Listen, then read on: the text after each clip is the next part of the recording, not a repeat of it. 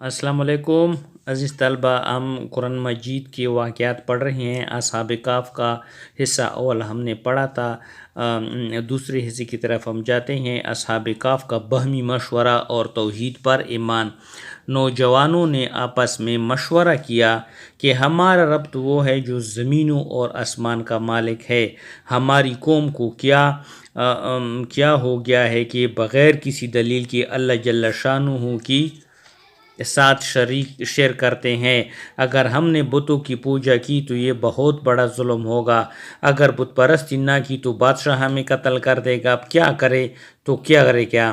آخر کار نوجوانوں نے تو یہ کیا کہ ہم اللہ جل شانہ کے ساتھ شرک تو ہرگز نہیں کر سکتے، ہاں البتہ اپنا دین اور جان بچانے کے لیے کیوں نہ ہم شہر سے باہر آبادی سے کسی اور غار میں پناہ لیں۔ اصحاب کہف ایک ویران غار میں۔ ان نوجوانوں نے اپنے گھر والوں سے کچھ مال لیا اور شہر سے دور پہاڑوں میں چلے گئے۔ راستے میں کتا بھی ان کے ساتھ ہو گیا۔ انہوں نے اس کتے کو بہت ہٹانا چاہا لیکن وہ ان کے ساتھ ہی رہا۔ وہ سب بالآخر شہر سے دور ایک ایسے غار میں پہنچے جو آبادی سے بہت دور اور عام گزرگاہ سے ہٹ کر ایک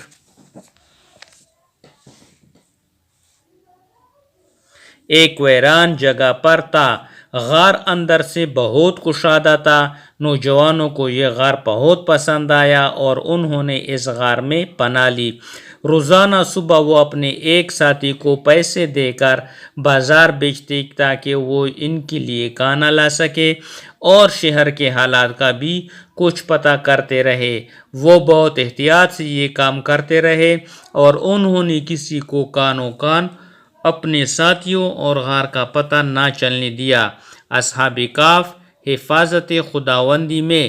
ایک دن جب ان کا ساتھی کھانا لینے شہر میں پہنچا تو انہیں پتہ چلا کہ ظالم مشرک بادشاہ واپس آ گیا ہے اور ان نوجوانوں کو تلاش کر رہا ہے۔ وہ گھبرا کر واپس غار میں پہنچا اور سب ساتھیوں کو خبر دی۔ سب نوجوانوں نے اللہ سے گڑ گڑا کر دعا مانگی۔ اللہ جل شانہ نے ان نوجوانوں کو اطمینان کی نیند سلا دیا اور ایک طویل مدت تک سوتے رہے۔ ان کا کتا غار کے دہانے پر پاؤں پھیلا کر سو گیا۔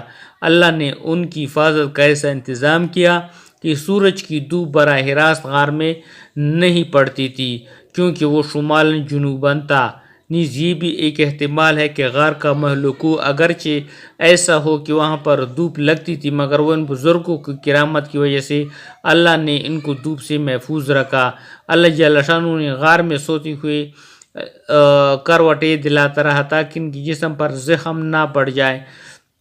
یہ غار آبادی اور عام راستے سے بہت دور تھا اور ایسی جگہ تھا جہاں کسی کا آنا جانا نہیں ہوتا تھا، لیکن اگر کوئی اتفاقاً اس غار کے پاس آ جاتا اور جھانک کر اس غار میں دیکھتا تو اس پر ایک ہیبت طاری ہو جاتی اور اسے معلوم ہوتا تھا کہ وہ سب جاگ رہے ہیں حالانکہ وہ سب سو رہے تھے، چنانچہ وہ خوفزدہ ہو کر وہاں سے بھاگ جاتا۔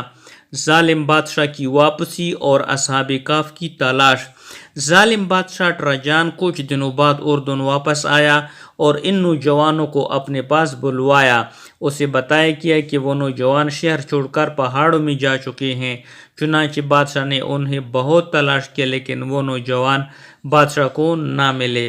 چنانچہ بادشاہ نے ان نوجوانوں کی ناموں اور حالات کو ایک کتبے پر لکھ کر رکھ لیا۔ اصحاب کہف کی 300 سالہ نیند سے بیداری۔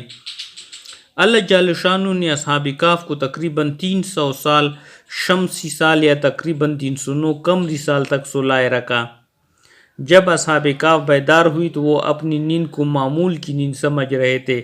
ان میں سے ایک نے پوچھا کہ ہم کتنا عرصہ سوتے رہے؟ کچھ نوجوانوں نے جواب دیا کہ ہم ایک دن کا کچھ حصہ سوئے ہوں گے، جبکہ کچھ اور نوجوان نے کہا کہ اللہ ہی بہتر جانتا ہے کہ ہم کتنے عرصہ سوتے رہے۔ اصحاب کہف کا اپنے ایک ساتھی کو کھانا لینے شہر بھیجنا۔ جب برسوں کی نیند کے بعد اصحاب کہف بیدار ہوئی تو ان کو بہت بھوک لگی۔ چنانچہ انہوں نے اپنے ایک ساتھی کو پیسے دے کر بستی کی طرف بھیجا کہ وقت کہیں سے پاکیزہ کھانا لے کر لائے. ساتھ ہی اس تلقین کی بڑی نرمی سے بات کرنا اور کسی کو ہماری خبر نہ ہونے دیا اور ظالم بادشاہ ہمیں پکڑ کر قتل کر دے گا. ان کا ساتھی جب غار سے نکل کر شہر پہنچا تو حیران رہ گیا. دن ہی دن میں سارا ماحول بدل چکا تھا. نیز اچھی اجنبیت محسوس ہو رہی تھی اور سوچ رہا تھا کہ کل جب وہ اس شہر میں کھانا لینے آئے گا تو کیا حال تھا اور آج کیا حال ہے. اصحاب کہف کا راز فاش کرنا، یہ حال ہم کل کنٹینیو کریں گے.